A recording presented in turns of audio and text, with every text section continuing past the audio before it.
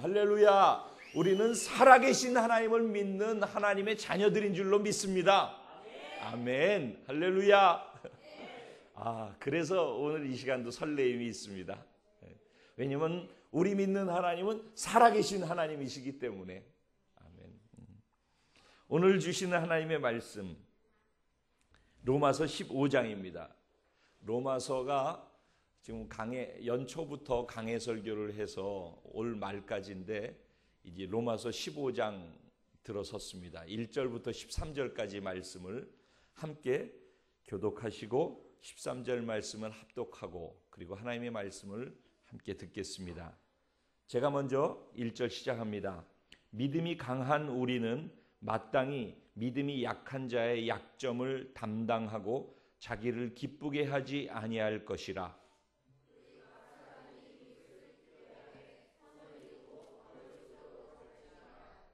그리스도께서도 자기를 기쁘게 하지 아니하셨나니 기록된 바 주를 비방하는 자들의 비방이 내게 미쳤다 함과 같으니라.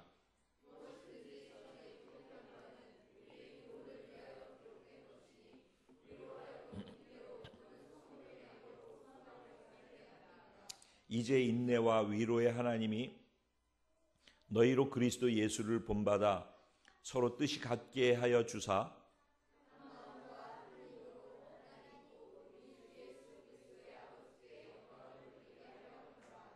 그러므로 그리스도께서 우리를 받아 하나님께 영광을 돌리심과 같이 너희도 서로 받으라.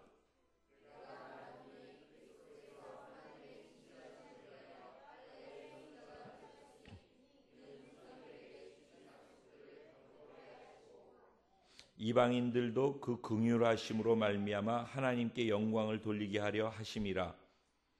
기록된 바 그러므로 내가 열방 중에서 주께 감사하고 주의 이름을 찬송하리로라 함과 같으니라.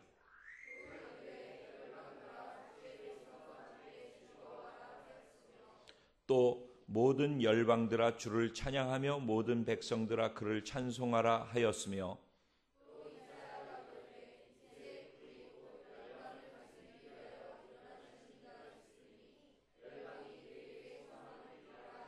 다 같이 소망의 하나님이 모든 기쁨과 평강을 믿음 안에서 너희에게 충만하게 하사 성령의 능력으로 소망이 넘치게 하시기를 원하노라. 아멘. 오늘 이 말씀 가지고 예수가 소망이 되게 하는 자 바로 당신입니다. 바로 여러분이 이 말씀의 주인공이란 말씀이죠. 그렇게 될 줄로 믿습니다. 지난주까지 로마서 14장을 우리가 함께 나누었습니다. 1장부터 11장까지의 내용은 무엇이라고 했죠? 순옥자매님? 로마서 1장부터 11장까지의 내용은 뭐라고 그랬죠? 구원에 대한 교리, 어떻게 구원받는가, 구원이 무엇인가에 대한 교리가 얘기했다. 그걸 믿는 사람들이 그럼 어떻게 살 것인가가 12장부터 16장까지의 내용이다 라고 말씀드렸어요. 그렇죠? 그럼 예수 믿는 사람, 구원받은 사람, 나는 예수님을 믿고 구원받기로 작정했습니다 하는 사람들이 어떻게 살 것인가에 대해서 얘기한 게 12장부터 16장이라고 했는데 12장에서는 특별히 핵심을 뭐로 두었다고 그랬죠? 교회 공동체를 이야기하는데 그 전에 무엇을 얘기했죠? 우리가 산 제사를 우리 몸으로 드리는 것이 영적 예배다. 그러니까 그리스도인이 예수 믿고 구원받아서 구원받은 것으로 그냥 끝이 아니라 그리고 천국 간다라는 게 아니라 구원을 받았으면 그 구원받은 사람으로서 이제부터 해야 될 것이 있는데 그게 무엇인가? 몸으로 영적 예배를 드리는 삶을 살아야 한다. 우리는 영적인 것, 하나님도 영이시고 영적인 것이니까 영적인 것은 막연하고 추상적인 것을 생각하는데 그게 아니라 구체적으로 몸으로 우리의 삶을 산 제물로 드리면서 살아야 된다. 몸으로 드리는 산 예배. 이게 예수 믿은 사람, 구원받은 사람들이 이 땅에서 살아야 될 내용이다 라고 얘기를 한 것입니다. 그러면서 13장, 14장에 이어오면서 얘기하는 것이 어떻게 우리가 구체적으로 살아야 될 것인가. 원수도 사랑해라. 그 전에 먼저 교회, 그리스도의 몸인데 교회 안에서 서로가 다르지만은 어떻게 일치해서 하나로 살아갈 수 있는지 겸손과 사랑으로 이러한 것들이 가능하다라는 얘기와 그 겸손과 사랑으로 원수까지라도 저주하고 미워하지 말고 사랑하면서 살아라, 이런 얘기들이 쭉 나왔었어요. 그러면서 13장에 넘어가면서는 위에 있는 권세들에게 굴복해라. 왜냐하면 윗권세는 하나님께서 세웠기 때문에 그 권세의 주인이 하나님이다, 이런 얘기 했었죠. 14장 들어서면서는 무엇을 얘기했냐면은 서로 다른 것에 대한 이야기를 했어요. 인생이 이 땅에 살아가면서 관계가 좋아야지 행복한 거거든요. 부부 관계가 좋아야 되고, 친구끼리 관계가 좋아야 되고, 직장 생활에서 관계가 좋아야 되고, 관계가 좋아야지 행복할 수 있는 것인데, 관계를 깨트리는 일들이 일어나는데 그게 무엇으로 일어나는가? 내가 보고 있는 것과 저 사람이 보고 있는 것과 보고 있는 관점이 서로 다를 경우에는 다른 것에 차이가 생겨나기 때문에, 그래서 마음의 갈등과 불편함을 야기하고 그것이 분열을 만들어낸다라는 얘기를 했습니다.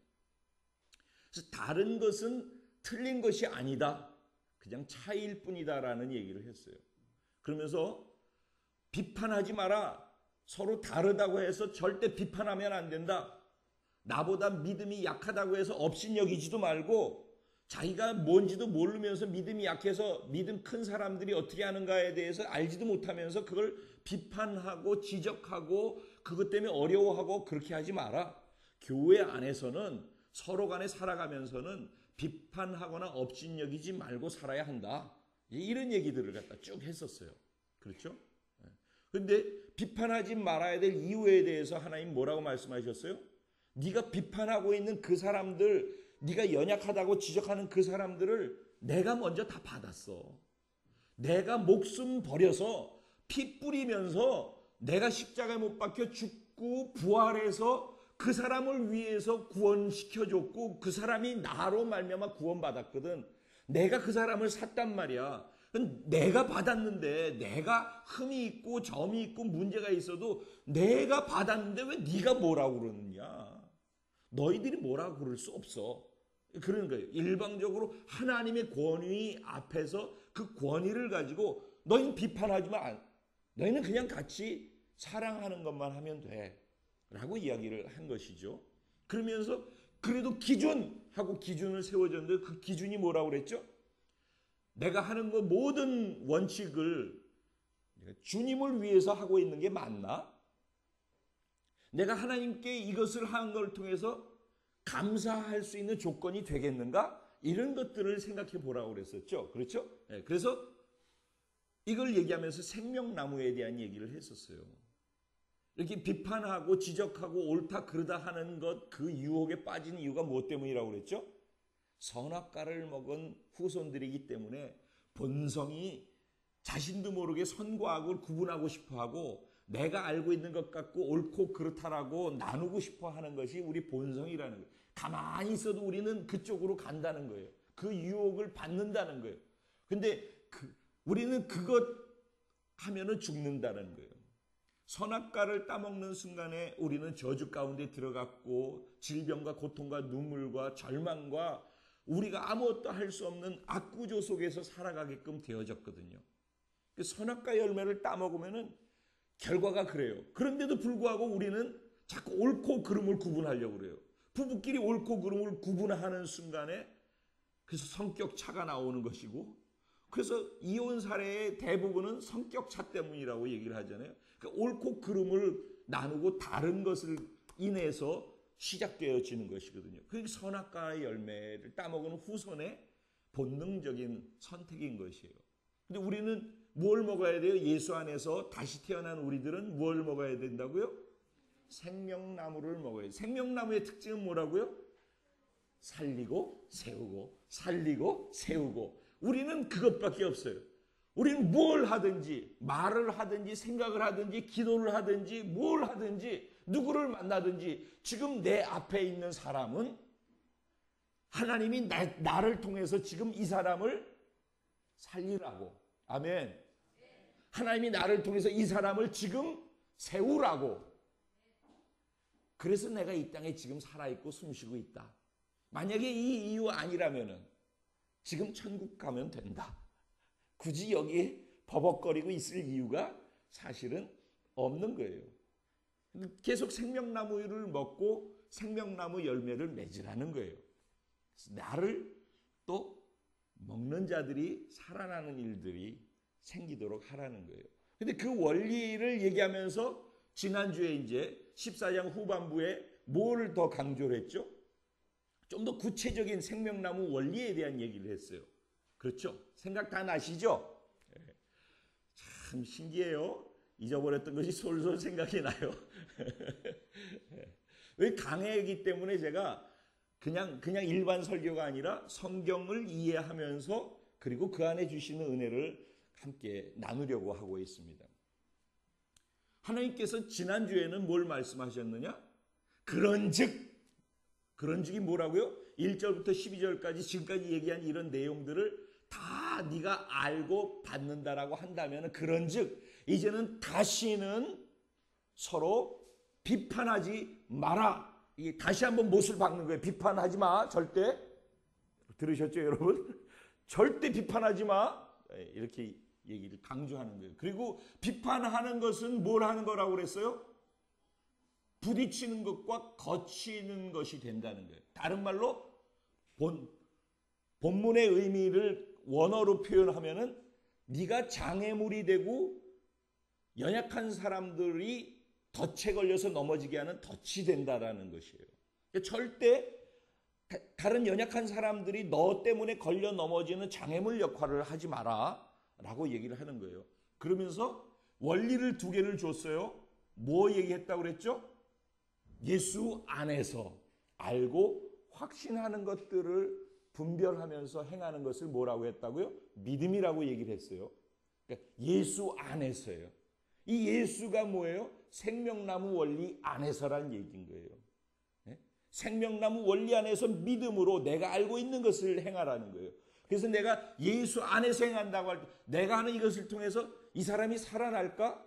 내가 하는 이 말을 통해서 이 사람이 살 수 있을까? 내가 하는 이것을 통해서 이 사람이 세워질 수 있을까?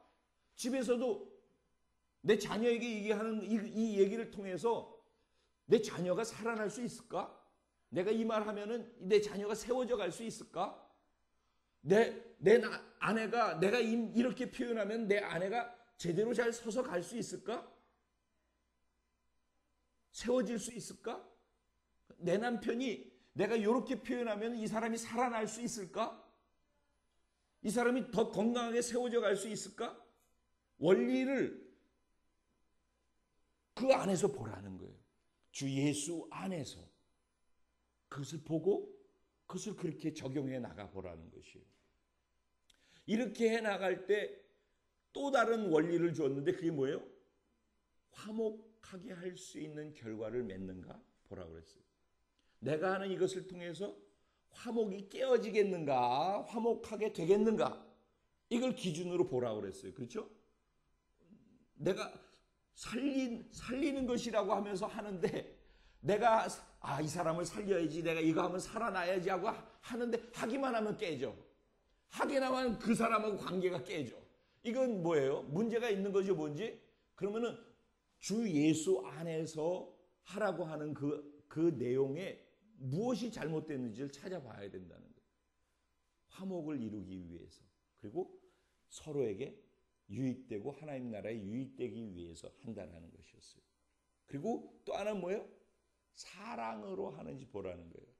네가 하는 그것을 통해서 만약에 형제가 자매가 근심하게 되는 일이 일어난다면 그거는 뭐 때문이다? 누군가 근심하게끔 된다 그러면은 무엇 때문에? 내가 사랑으로 하지 않았기 때문에. 아무리 옳은 것이라 할지라도, 옳은 말을 한다 할지라도, 아무리 옳은 지적이라 할지라도 내가 사랑으로 하지 않으면은 근심거리가 된다는 거예요. 그러니까 우리들이 하는 모든 것의 중심 뿌리에 무엇을 기초로 두라는 얘기예요?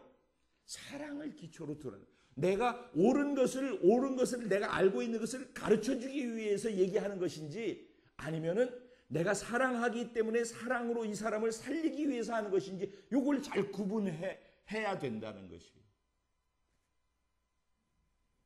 이해되시죠? 나만 이해하고 있는 건가? 아니죠? 그리고서 또 기준을 세웠어요. 주 예수 안에서와 또 하나 뭘 얘기했죠? 성령 안에서. 성령 안에서는 뭐라고 그랬어요? 의와 평강과 희락. 성령 안에서 하나님의 나라를 경험하고 있는가? 내가 하는 이것을 통해서 나의 의로움이 흔들리지 않을 수 있는가? 내가 하는 이 말과 이 행동들을 통해서 내 마음속에 있는 이 평안함이 사라지지 않을 수 있는가? 내가 하는 이것을 통해서 내 안에 있는 하나님이 주신 이 기쁨이 사라지지 않을 수 있는가?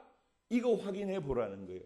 그게 하나님의 나라의 특성인데, 성령 안에서 그게 내 안에 있는지 없는지를 확인해 보면은 내가 하고 있는 것이 잘 가는 것인지 아닌지 이런 것들을 기준을 찾아볼 수 있다는 거예요.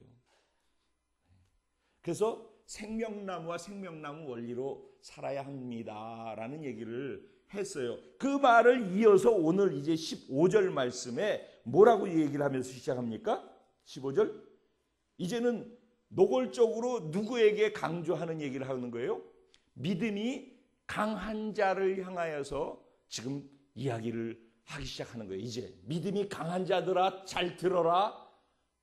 여기 믿음 강한 자들 계시죠? 예, 손은 안 들어도 돼요.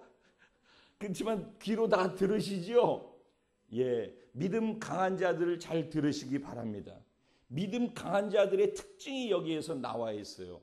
그 특징이 무엇인가 하면은 첫 번째로 무엇을 얘기하느냐? 믿음이 강한 사람은 믿음이 연약한 사람, 약한 사람들의 약점을 담당해 줘야 된대요.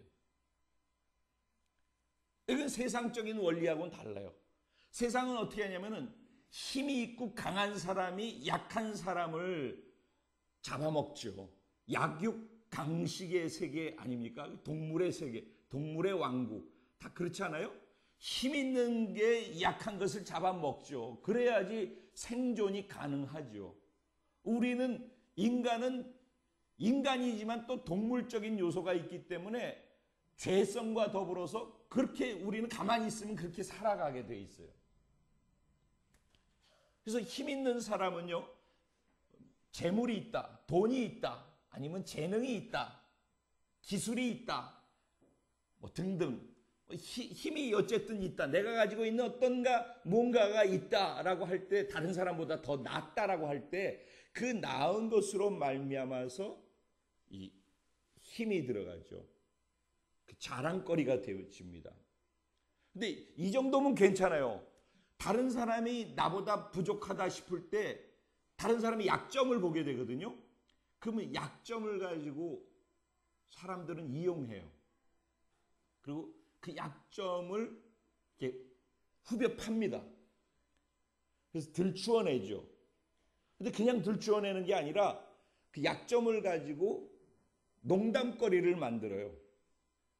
그래서 어떤 사람이 연약한 부분이 있으면은 그 연약한 부분을 끄집어내서 가치 있는 사람들과 함께 웃어요. 웃음거리가 되어지죠. 그리고 우리는 그것을 그냥 웃기 위해서 그렇게 했다라고 생각을 하죠. 하지만은 그 약점을 가지고선 농담의 어떤 화두가 되게끔 결국은 사용당한 그 사람 입장에서는 굉장히 아픈 얘기죠. 근데 세상은 그렇다는 거예요. 세상은 약점을 들추어내서 드러내고 그걸 가십거리로 삼든지 웃음거리로 삼고 그리고 한바탕 웃으면은 그게 좋은 것이에요. 그냥 쏘 그냥 그러고 가는 거예요. 그런데 하나님 나라에서는 그렇게 하면 안 된다는 거예요. 강한 사람, 힘 있는 사람, 믿음이 있는 사람이 약한 사람의 약점을 담당해 줘야 된다는 것이에요.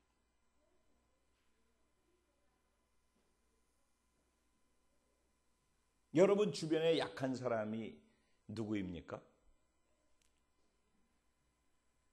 근데 희한하게 세상은 그런데 그렇지 않은 곳이 딱 한 군데 있어요.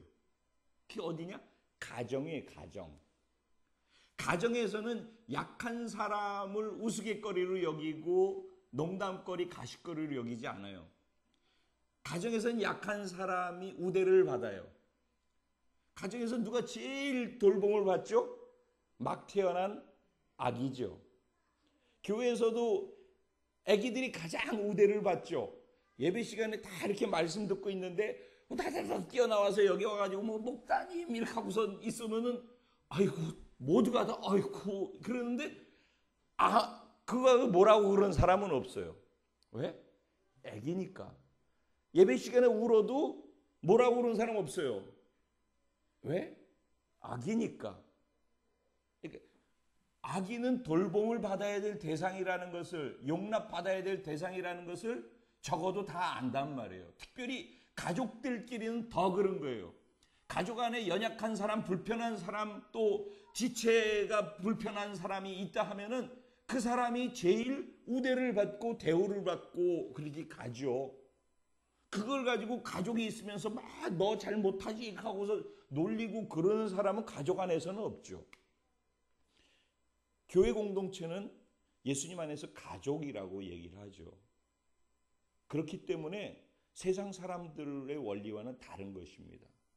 우리는 연약한 사람들을 더 담당해주고 그 사람을 격려해주고 살아나고 세워질 수 있도록 하는데 내가 조금이라도 그보다 낫다라고 생각한다면은 거기에 나를 쓰임받도록 내가 그렇게 거침돌이 아니라 장애물이 아니라 징검다리, 받침돌이 되어줘야 한다는 것입니다. 이게 믿음 있는 사람들이 해야 될 일이라는 것입니다. 그리고 또 믿음 있는 사람들이 기준은 무엇을 둬야 되는가? 자기를 기쁘게 하지 말고 자기에게 영광이 되도록 하지 말고 오늘 1절과 2절 말씀이 계속해서 나오는 얘기예요. 자기를 기쁘게 하지 말고 자기에게 영광되게 하지 말고 누구에게 영광되게? 하나님께 영광되게 하고 하나님께 기쁨이 되게 하고 그리고 또 더 나아가서 누구에게? 남에게, 이웃에게, 다른 사람들에게 기쁨이 되기 위해서. 즉 예수 믿는 사람은 누구 위해서 사는 거라고요? 다른 말로 남 위에 사는 사람이라는 게 남 위에서. 이해가 안 되는 얘기예요. 세상은 다 그렇게 가지 않아요. 우리 본성도 그렇게 가지 않아요. 근데 성경은 이렇게 얘기하고 있는 거예요. 진짜 예수 믿는 사람이라면, 진짜 믿음 있는 사람이라면 남을 위해서 사는 거라는 거예요. 그리고 하나님의 기쁨을 위해서, 하나님의 영광을 위해서 사는 거라는 거예요. 이러면은 우리는 망할 것 같아 보여요. 이러면 끝나는 것처럼 보여요. 그렇기 때문에 감히 그렇게 살려는 시도와 도전이 참 어려운 것이에요. 공부하는 학생들 여기 있죠? 왜 공부하는지 알아요? 내가 성공하기 위해서 한다라고 생각하죠. 그렇게 해서 공부하는 사람은 남 위에 올라설 수는 있을지 모르지만은 마음의 기쁨과 평안과 행복이 있을 수 없어요. 내가 돈 버는 이유, 운동하는 지체들 여기 많이 있죠? 내가 금메달 따야 된 이유, 모든 이유가 어디에 있는가? 남을 위해서, 하나님을 위해서 그게 필요하기 때문에 있는 거예요. 돈을 벌어야 되는, 성공해야 되는 이유도 하나님을 기쁘시게 하고 다른 사람들을 위해서 이게 필요하기 때문에 하는 거라 이런 얘기예요. 우리의 머릿속에 그게 있어야 돼요. 그럼 내가 손해볼 것 같고 망할 것 같고 그렇지만은 성경은 그렇게 살아가는 사람에게 하나님이 복을 주신다라고 얘기를 해요. 11조 내는 것 계산으로 하면 안 나오기 때문에 세상 사람들은 어이구 내가 번 돈의 10분의 1을 낸다고? 말이 안 된다고 생각하죠. 불가능하죠. 그러니까는 믿음이 없는 사람은 절대 못하는 거예요. 그거는. 근데 성경에서는 뭐라고 그래요? 내가 너 쓸 것, 먹을 것, 입을 것, 빈손 들고 이 땅에 태어난 너한테, 발거벗고 태어난 너한테 모든 걸 다 주었어. 네 노력으로 사는 것 같으지? 내가 손 하나 까딱해봐. 너는 아무것도 할 수 없는 존재가 되고 누워서 꼼짝 못하고 평생을 살아야 되는 존재가 될 수도 있는 것이야. 그런데 내가 너를 여기까지 있게 했다는 거예요. 그러면 그것을 믿느냐는 거예요. 아이고 웃긴 얘기네. 그러면 웃긴 얘기로 그냥 살라고. 근데 이게 성경은 그렇게 얘기하고 있다는 거예요. 어쨌든. 그걸 믿는다면은 내가 지금 살고 숨쉬고 내 가족들 살아가는 모든 것이 하나님이 공급으로 말미암는다라고 믿는다면은, 그러면 그 하나님께 10분의 1을 드리는 것은 그것을 통해서 하나님을 인정하는 것이고, 그 다음 또 하나님이 나한테 주실 은혜에 대한 믿음과 신앙의 고백을 올려드리는 것이거든요. 이런 것들이 진짜 믿음이 아니냐 하는 것들을 확인할 수 있는 아주 중요한 요소들이 된다는 거죠. 그러니까 일반 사람들이 생각하는 상식으로는 신앙생활이 이게 일반적으로 되어지질 않아요.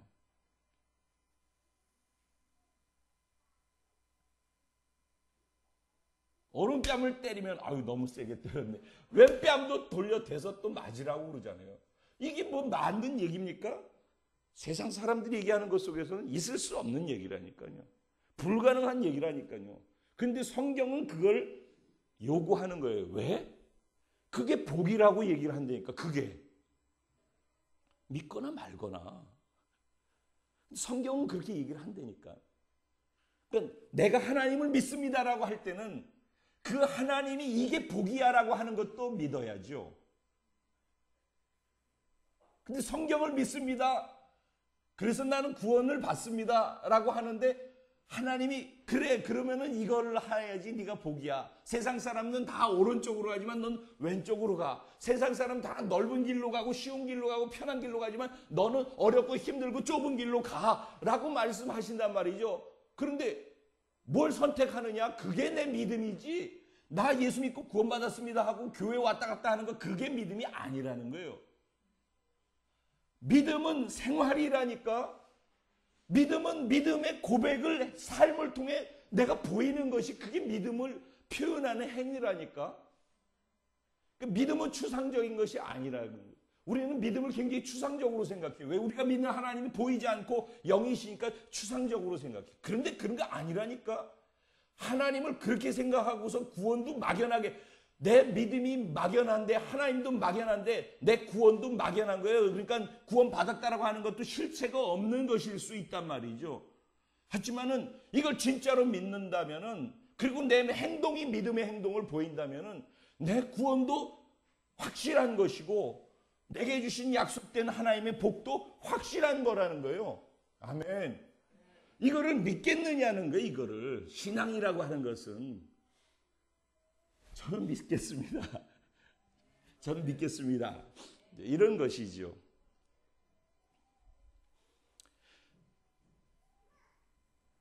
하나님께 영광이 되고 하나님을 기쁘시게 하고, 그리고 다른 사람들을 기쁘게 하기 위해서 나는 존재한다. 믿음이 더 강한 사람일수록 이런 삶을 산다는 거예요. 믿음이 약한 사람들은 아직 잘 모르니까. 근데 그들이 모르기 때문에 또 안 하는 것을 가지고 지적하지 말라는 거예요. 아멘. 그리고 그들이 연약해서 모르면은 그 연약해서 모르는 그거를 내가 담당해 주라는 거예요. 내가 대신 짊어지라는 거예요. 그게 세 번째. 서로 받으라. 받아주라는 거예요. 이해하고 용납하고 용서하고 품어주고 안아주고 받아주라는 거예요. 받아주라. 왜? 왜? 제가 아까 이제 카타르 갔다 왔으니까 그래도 연결해서 얘기를 해야 될 것 같아서. 거기 가서 재성 형제하고 현지자매 만나서 가능한 많은 것을 안 하고 그들하고 많이 시간을 갖고 그냥 가만히 있었어요. 그들하고 대화도 많이 했지만 그냥 가능하면 그들하고 앉아서도 가만히 있고 잠잘 때도 같이 가만히 누워서 있고 그래서 시간을 많이 보내고 왔어요. 그래도 그 무슨 시티? 에듀케이션 시티? 그리고 펄 시티? 무슨 시티가 많아 거기는. 그다음에 또 무슨 어디?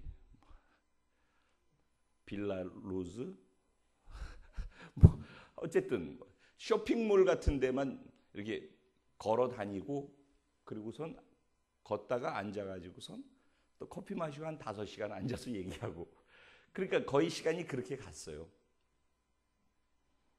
그런데 그러다가 한 군데 제가 좀 의미 있다고 생각하는 곳을 갔던 것이 그 정중심에 이렇게 달팽이처럼 솟아올라 있는 모스크가 있는데 이슬람 문화 센터라고 하는 곳이더라고요. 그래서 거기를 갔더니 거기 있는 사람이 안내를 해주는 거예요. 쫙 여기서부터 벽으로 쭉 붙어 있어요. 사진이 있고 글이 쭉 써 있고 도표도 있고 막 그래요. 그래서 거기 온 사람들에게 이슬람이 무엇인지 모슬렘은 무엇을 믿는지에 대한 얘기를 쭉 해주는 거예요. 그래서 우리도 재성 형제하고 같이 가서 얘기를 쭉 듣는 거예요. 이분이 쭉 설명을 하는데 혹시 신앙을 가지고 있느냐, 뭐 무슨 신앙을 갖느냐, 그래서 우리는 기독교 예수님 믿는다 이런 얘기를 했어요. 그러고서 이제 얘기를 쭉 듣는데 이 사람이 그래서인지 몰라도 얘기를 모슬렘에 대한 얘기, 이슬람교에 대한 얘기를 하는데 쭉 들어보니까 강력하게 강조하는 몇 가지가 있는데 그 중에 첫 번째가 뭐냐면 구원은 예수님을 믿어서 되는 것이 아니다는 거예요. 구원은 그들은 구약을 다 믿어요. 구약의 내용을 다 믿습니다. 그리고 구약의 선지자들을 다 믿어요. 그리고 예수도 선지자라고 믿어요. 그런데 여기에서 그럼 구원은 무엇으로 되는가? 구약에서부터 있었던 그 선지자들이 한 말을 믿으면 구원이라는 거예요. 선지자들이 한 말을 믿으면 구원이에요. 그러니까 예수님도 그 선지자 중에 하나였기 때문에 예수님이 한 말을 믿으면 구원인 거예요. 그러니까 예수님만 통해서 구원받는다는 게 아니라 모든 선지자들이 한 말을 믿으면 구원을 받는다는 거예요. 그리고 예수님이 종결자가 아니라 마호멧이 마지막 종결자인 선지자이고 이 마호멧이 마지막으로 만들어 놓은 꾸란이 성경 위에 있는 것이 되는 것이에요. 그래서 쭉 얘기를 하는데 삼위일체를 또 부인해요. 아니 개가 있다가 개 새끼를 낳으면 개 2마리 그러지. 그렇죠. 하나님이 아들이라며. 그러면은 예수가 하나님의 아들이면 신이 둘이 되니까 유일신이 아니잖아. 이런 논리예요. 그러니까 삼위일체에 대한 이해가 안 되는 거죠. 그들은 하나님 믿어요. 하나님 믿는데 하나님 유일신을 믿는데 삼위일체로 안 믿는 거예요. 그러니까 예수님도 하나님이고 성령님도 하나님이라는 그 개념 자체에 대한 이해가 없는 거예요. 그래서 결국은 또 뭘 부인하는 거예요? 예수님을 부인하는 거예요. 그러니까 그들이 하는 모든 논리 안에서 한 가지만 지워버렸는데 뭘 지웠다? 예수님만 지운 거예요. 그리고서 그가 강조하는 것이 뭐냐면은 이스마엘 이게 도표가 있는데 아담, 셋, 노아 뭐 이래가지고 쭉 나오는데 아브라함, 이삭 그리고 또 쭉 나가서 계보가 쭉 나가는 구원의 계보가. 근데 아브라함 해놓고 이삭 해서 많은 사람이 나가는데 그 밑에 딱 해가지고 줄을 쭉 꺼서 맨 이쪽 끝에다가 이스마엘 여기다 해놨어요. 이스마엘. 그리고 이스마엘을 통해서 마호멧 이렇게. 그러니까 여기 아브라함이 있다. 그럼 아브라함 통해서 많은 이제 우리들이 알고 있는 기독교의 선지자들에게 쭉 있을 거 아니에요? 그러면 이쪽으로 가는데 여기서 갑자기 하나가 뚝 나와가지고 이쪽으로 쭉 와서 여기에서 마호멧 이렇게 된다는 거예요. 그리고 마호멧이 하는 게 종결자로서 이게 맞는 것이다라는 얘기를 하는 거거든요. 그래서 제가 그걸 보면서 이들이 한 가지 놓치고 있는 것이 있구나. 그리고 거기서 준 책이 있는데 제 책 내용을 이제 봤어요. 근데 이거 자기들의 이슬람교의 미션, 첫 번째 미션 중에서 1, 2, 3, 4 쭉 있으면 첫 번째 뭔가 인류가 이슬람의 삶의 원칙을 받아들여서 가장 숭고하고 높은 도덕률과 윤리를 실천할 수 있도록 하기 위한 것을 자기들의 첫 번째 미션으로 둔대요. 그러니까 여기서는 아주 고귀한 윤리와 도덕을 인류가 행해 나갈 수 있도록 자기들이 그것을 하는 것을 미션으로 둔다는 거예요. 그러니까 이들의 중심에 뭐가 있는 거예요? 올바른 행위가 있는 것이에요.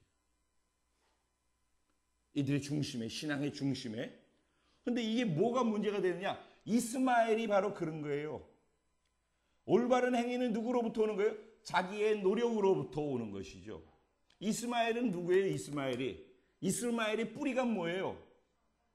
아브라함이 하나님께서 너를 통해서 만민이 복을 받고 너를 통해서 큰 민족을 이룰 것이라고 그랬는데 나이가 75세 넘어서 80세, 85세, 90세가 다 됐는데도 자식이 없으니까 아니 무슨 민족을 이룬다고 그러는데 자식이 한 명도 없는데 뭐 민족이 일어날 수 있는가 생각이 들잖아요. 근데 이제 나이도 90살이 돼가지고 정력도 쇠하고 힘도 없고 뭔 자식을 낳겠는가 싶으니까 불안하니까 아유 혹시 우리 부인이 임신할 수 있는 그게 안 돼가지고 그런가 싶어가지고 자기 부인의 여종 하갈하고 관계를 가져서 자식을 낳은 게 이스마엘이잖아요. 그러니까 종의 자식이거든요. 근데 그건 종의 자식이라 중요한 게 아니라 자기의 힘으로 하나님이 약속한 것을 불안해하면서 믿지 못하니까 자기 힘으로 뭔가를 만들어내 가지고선 나타난 것이 이스마엘이라는 거예요. 이게 중요한 거예요. 자기 힘으로, 자기의 노력으로, 자기의 행위로. 근데 100세가 돼 가지고서 아브라함과 그의 아내가 남자로서 여자로서 아이를 낳을 수 있는 기능이 다 상실되어졌을 그때에 하나님께서 기적으로 이삭을 주셔서 태어나게 했잖아요. 그러니까 이삭은 뭘 상징해? 인간이 아무것도 할 수 없을 때 하나님이 일방적으로 개입해 주시는 은혜로 말미암아서 이삭이 시작되는 거거든.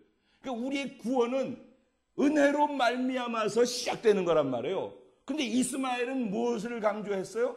자기의 노력으로, 자기의 수고로, 내가 아직까지 할 수 있는 나의 힘으로 뭔가를 했다 이런 얘기예요. 그래서 우리의 인생 속에서도 언제나 이삭의 열매가 있고 이스마엘의 열매가 있는 것이에요. 선악과를 따먹은 그 이후에 어떤 면에서는 이스마엘은 선악과의 열매 중에 하나일 수 있는 것이에요. 이삭은 생명나무의 열매인 거예요. 왜? 이것은 하나님으로부터 왔고 선악과는 인간의 죄로부터 온 것이기 때문에 그렇다 이런 얘기입니다. 이해가 되셔요? 이게 굉장히 깊은 얘기인데 사실은 어쨌든 그래서 이슬람 거기 가서 모슬렘의 핵심이 무엇이고 맹점이 무엇인가 하는 것을 거기 가서 보고 그래서 재성 형제하고 이런 부분들을 좀 나눴어요. 그래서 한눈에 재성 형제가 이슬람이 보인다. 이게 무엇인지 보이는구나. 그런 얘기를 하고 같이 기도하고 그랬었는데요. 오늘 말씀하고 이게 왜 연결되어지냐 하면은 사람의 힘으로 하려고 하는 것 이게 결코 생명나무를 만들어내지 못한다는 거예요. 서로 받으라라고 했잖아요. 서로 받으라. 그러니까 아까 제가 이런 표현을 썼는데 대현 형제 앞으로 시간 없으니까 빨리 마무리를 해야 되는데 서로 받으라고 그랬어요. 그죠? 받으라. 받으라는 말이 뭔지 아세요? 이제 내가 무게를 느끼고 있었는데 누가 느끼고 있어요? 이 무게를 지금. 이렇게 보여줘. 봐봐. 내 손에 있던 거를 갖다 누가 받았어요? 대형제가 받았어요. 이 무게만큼 누가 갖고 있었어요? 내가 갖고 있었어요. 근데 상대방의 약점, 연약한 부분을 강한 자가 받으라고 했을 때 받는다라는 거 이런 거라는 거예요. 내 무게감이 어디로 갔어요? 믿음이 강한 자에게 갔죠? 나의 연약함이 어디로 갔어요? 믿음이 강한 자에게 갔죠? 나의 병이 어디로 갔어요? 믿음이 강한 자에게로 갔죠? 나의 실수와 추함이 어디로 갔어요? 믿음이 강한 자에게로 갔죠?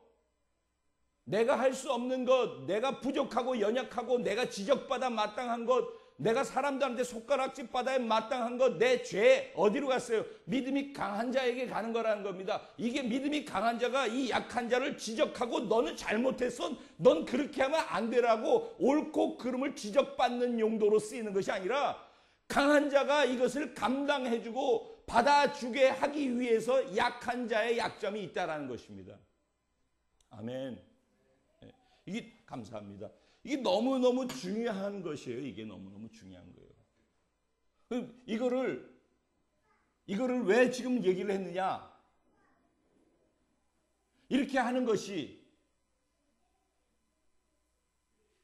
고상하고 윤리적이고 옳은 것이고 바른 생활이기 때문에 이렇게 하라고 얘기를 하는 거예요.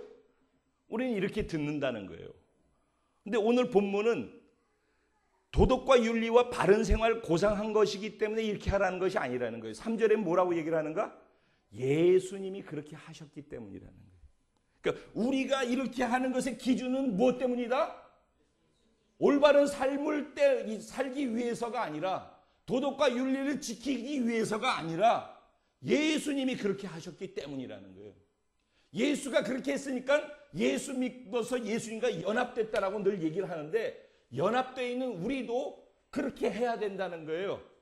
구원도 연합으로 말미암아서 받은 것이 맞다면은 삶도 예수님과 연합되어서 그렇게 살아야 된다는 것이에요. 우리는 존재적으로는 완성된 존재라고 얘기를 했죠. 우리는 존재적으로 완성된 존재입니다. 근데 상태적으로 완성이 안 돼 있어요. 그래서 믿음의 차등이 있는 거예요. 그래서 서로 보는 관점이 다른 것이에요. 그래서 서로 차이를 만들어내는 것이에요. 그래서 갈등이, 오해가 생겨날 수 있는 소지도 그래서 생겨나는 것이에요. 근데 문제는 서로 다르지만 예수님 안에서 믿음으로 다른 것들을 앞서거니 뒤서거니 하면서 믿음이 자라가잖아요. 우리 성숙되어 가잖아요. 그렇죠? 성숙되어 가는 만큼 성숙된 사람이 먼저 감당해 주는 역할을 하면서 그렇지 못한 사람들이 자라갈 때까지 받침돌이 되어서 함께 자라가라는 거예요. 함께. 그러니까 공동체는 뭐예요? 한 목적을 향해서 같이 가는 것이에요. 근데 궁극적으로 여기서 뭘 얘기하는가? 오늘의 결론입니다. 뭘 얘기하려고 하는가? 믿음이 좋은 사람은 글쎄 연약한 사람의 약점을 감당하고 하나님을 기쁘시게 하고 다른 사람을 기쁘게 하고 하나님께 영광 돌리기 위해서 살지, 자기 자신의 유익과 자기를 기뻐하고 자기를 영광되게 하기 위해서 살지 않는다. 그리고 다른 사람의 모든 것들을 받아주는 삶을 산다. 이게 믿음 있는 사람의 특징이다. 이런 얘기했어요. 그렇죠? 근데 이런 믿음이 있는 사람들을 얘기하는 이유가 무엇 때문이라고요? 예수님이 그렇게 하셨기 때문이다. 예수님이 뭘 어떻게 했는데? 예수님은 우리의 약점을 받아주셨다는 거예요. 예수님은. 내가 죄인으로 있을 때 내 죄를 들추어내지 아니하고 내 죄를 그냥 받아주셨다는 거예요. 내가 실수했을 때, 내가 약점이 있을 때 내 약점을 들추어내가지고 조롱거리로 가십거리로 삼지 아니하고 그걸 감싸주고 내 약점을 대신 담당해 주셨다는 거예요. 내가 질병에 걸려서 고통하고 있을 때, 내가 연약할 때 내 질병을 대신 감당해 주셨다는 거예요. 내가 능력이 없을 때, 내가 힘이 없을 때 그것을 가지고 지적하지 아니하고 내 힘이 되어 주셨다는 것이에요. 예수님이 나의, 그래서 결론적으로 소망이 되셨다는 것이에요. 예수가 그렇게 하신 이유는 무엇 때문이다? 올바른 삶을 우리에게 보여주기 위해서가 아니라 우리의 소망이 되기 위해서 그렇게 하셨다는 거예요. 그러면 믿음 있는 사람이 왜 그런 삶을 살아야 된다? 나의 믿음 있는 그 믿음의 모습을 통해서 그들이 예수를 소망으로 들어오고 살아갈 수 있도록 하기 위해서. 그러려면 내가 뭐가 먼저 돼야 돼요? 내가 내 삶의 크고 작은 지금 모든 부딪히는 일들 속에 그것으로부터 벗어날 수 있는 유일한 길이 예수다. 예수가 내 소망이다. 지금 내가 당면한 이 문제 속에서 나는 예수가 소망이다라고 그렇게 고백할 수 있겠느냐는 거예요. 내 스스로가 예수가 소망이 되지 않는데, 지금 내가 부딪힌 그 일에 대해서 내가 예수 때문에 소망을 갖지 못하는데, 어떻게 내 삶을 통해서 다른 사람들에게 예수가 소망이라는 것을 어떻게 보여주고 알려줄 수가 있겠어요? 여러분의 삶에 지금 무엇이 여러분을 힘들게 합니까? 여러분을 눈물 짓게 하고 좌절케 하고 실패했다라고 절망이라고 느끼게 하는 요소가 무엇입니까? 그 공부입니까? 학업입니까? 아니면 살아가면서 인간관계입니까? 아니면 재정의 문제입니까? 아니면 건강의 문제입니까? 무엇입니까? 그것이 무엇이든지 지금 그것으로부터 벗어나서 나를 새롭게 희망으로 갈 수 있도록 만드는 게 예수밖에 길이 없다라는 사실을 정말 믿느냐는 것입니다. 그 고백을 할 수 있겠느냐는 것이요. 죄로부터 나를 구할 수 있는 분이 예수님밖에 없다. 예수가 그래서 나의 소망이다.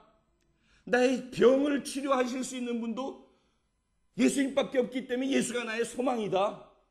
나의 약함도 나의 연약도 나의 약점도 다 뛰어넘어서 나를 해결할 수 있게 만드는 분이 예수님밖에 없기 때문에 내가 예수님이 소망이다.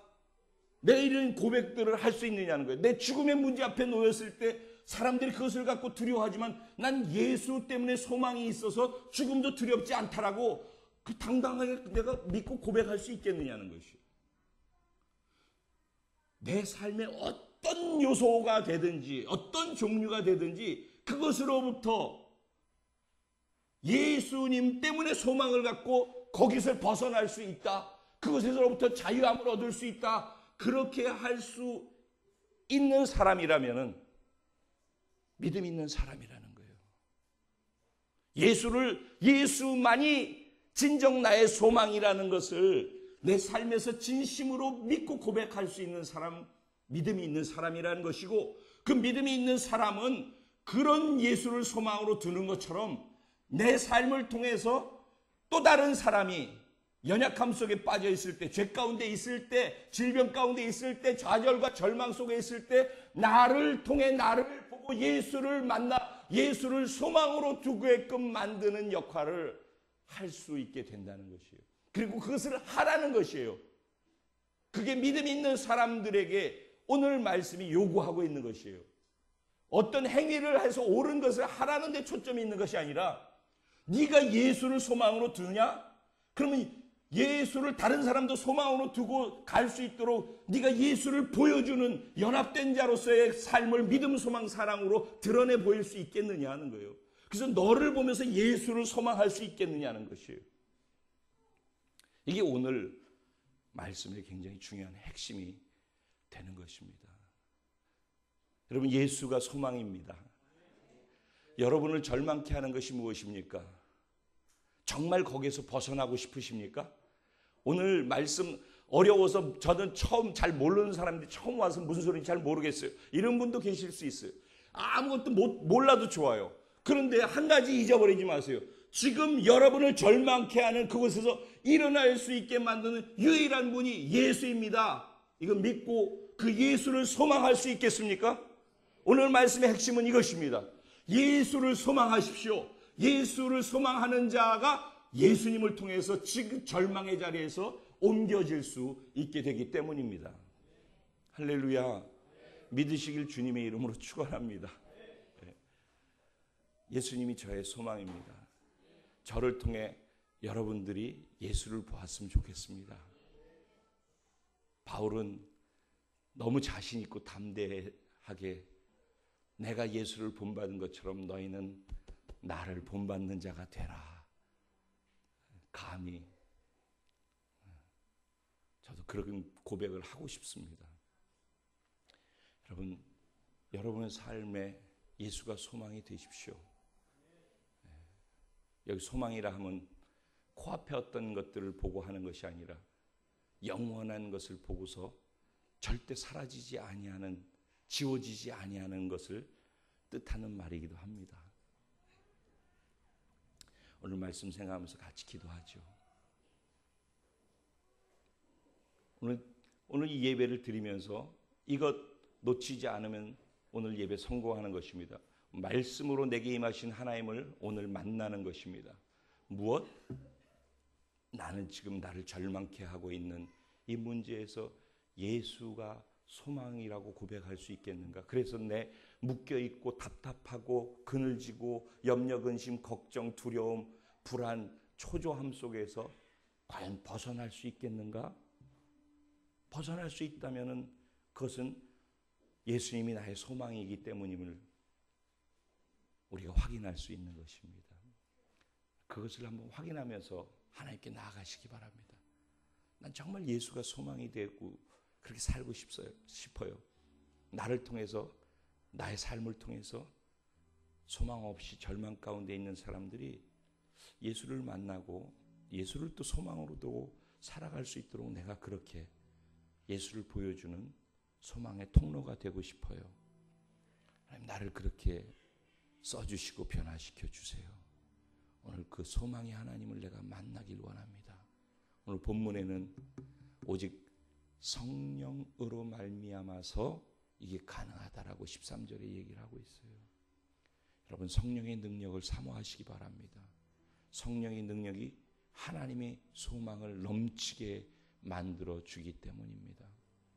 하나님, 내게 정말 그렇게 되기 원하는데 성령의 능력을 허락하셔서 소망으로 살아가게 하시고 소망을 보이게 하여 주시옵소서. 같이 기도하겠습니다.